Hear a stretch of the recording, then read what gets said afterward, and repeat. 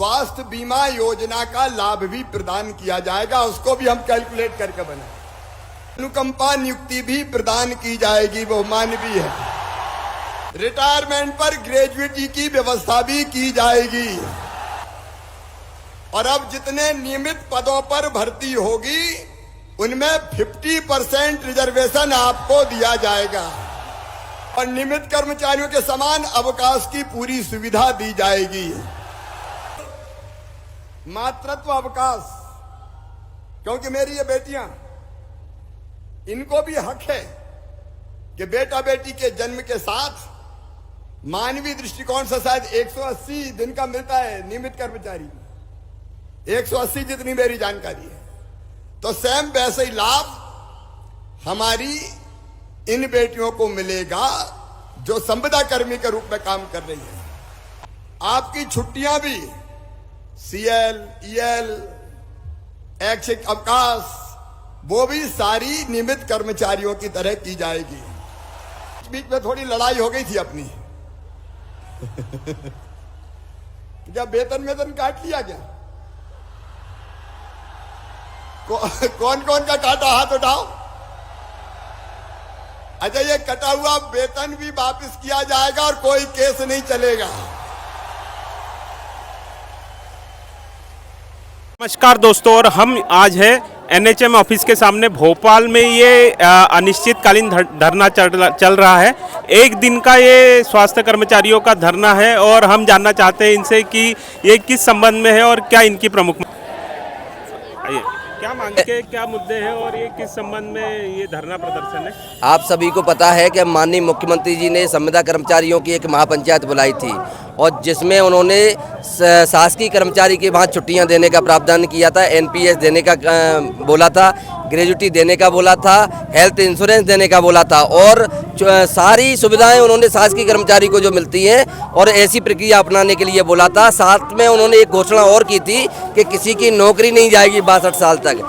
परंतु आज NHM के अधिकारी हमारे मुख्यमंत्री से बड़े हो गए हैं और उन्होंने मुख्यमंत्री की घोषणाओं को, सामान्य प्रशासन की नीति को चैलेंज कर दिया है और उन्होंने 1.5 माह के अंतर्गत हमारे 11 लोगों की नौकरी खा ली है। और नौकरी में भी जबकि उनके द्वारा नीति बनाई गई उसमें स्पष्ट लिखा है कि यदि कोई गलती करता है उसको नोटिस दिया जाएगा, फिर उसके बाद इंक्रीमेंट रोका जाएगा, सैलरी रोकी जाएगी। परंतु लास्ट पॉइंट जो सेवा समाप्ति की है उसी को अपनाते हुए उन्होंने हठधर्मता दिखाई है।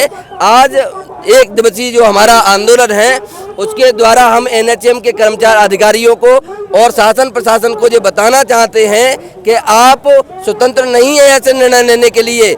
जनता सब कुछ जानती है और जनता आपको बदल भी सकती है। तो निश्चित ही है यदि ये सुधार नहीं करेंगे, हमारे लोगों को वापस नहीं रखेंगे तो हम अनिश्चितकालीन आंदोलन पर जाने के लिए मजबूर होंगे। आपका संगठन भारतीय मजदूर संघ से समर्थित है और कहीं ना कहीं अभी मध्य प्रदेश में आप ही की सरकार है, तो इसमें किस प्रकार की मदद?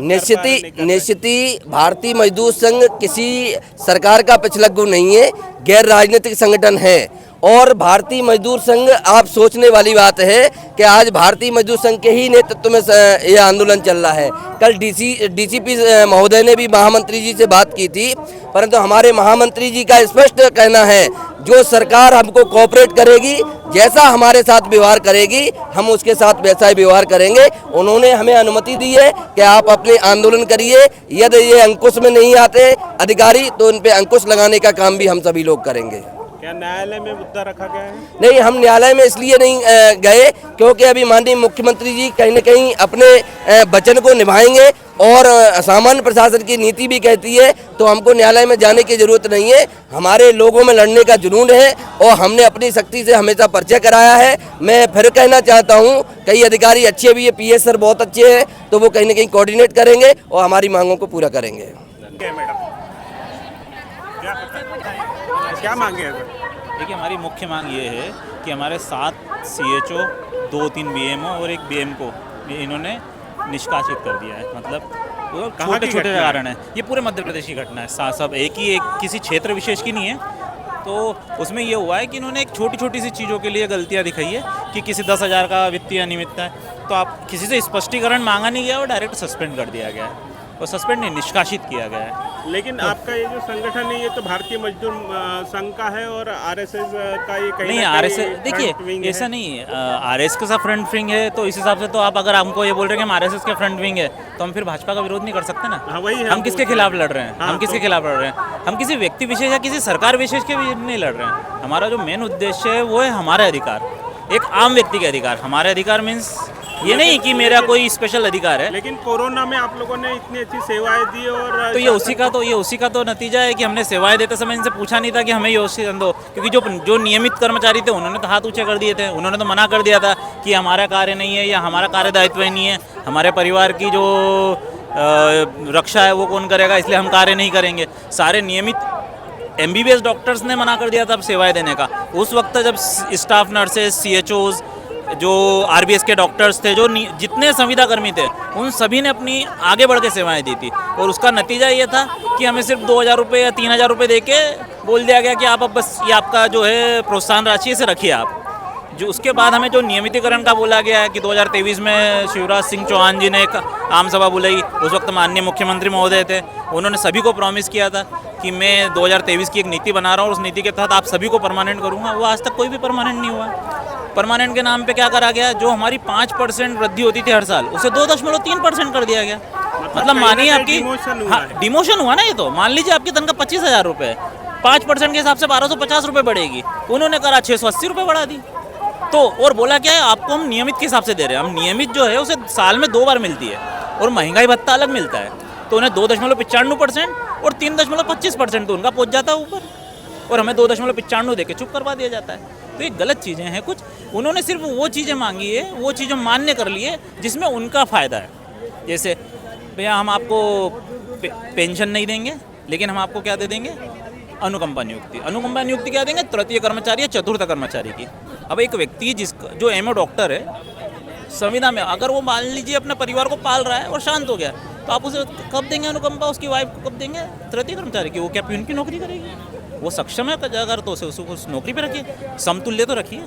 इस तरह की कुछ मांगे हैं और ग्रेजुटी दी है, तो हम मांग रहे हैं कि कुछ बातें इन्होंने मानी है, लेकिन मेन चीज़ ये है कि कुछ गलत चीज़ें हैं जो हमारे साथ हो रही है, वो गलत है। जो 2023 की नीति पे आप अभी तक काम कर रहे हैं, आज 2025 खत्म हो रहा है, 2026 चालू होने वाला है, गलत है। तो ये थे संविदा स्वास्थ्य कर्मचारी। इनका कहना है कि 2023 की नीति पर आज भी काम किया जा रहा है, जबकि अभी 2025 चल रहा है और मोहन सरकार कहीं ना कहीं हर बार कर्मचारियों को खुश करने के लिए अभी आपने देखा कि किस प्रकार शिक्षकों को 4था वेतनमान भी दिया गया, लेकिन स्वास्थ्य कर्मचारी जो कोरोना में भी काम करते रहे और इस प्रकार इन्होंने जी जान लगाकर लोगों को बचाया, फिर भी इनकी ये मांगे नहीं मानी जा रही। क्या मांगे? यहाँ पे बहुत सारे लोग आए हुए हैं, उनसे पूछते मैडम क्या मांगे आपकी? नियमितीकरण के लिए मांगे। नियमितकरण की मांगे हैं। क्या मांगे आपकी? नियमितीकरण के लिए जो संविदा हटाई जाए, जो नियमित कर्मचारी को मिल रहा है परमानेंट को, वो हमें दिया जाए।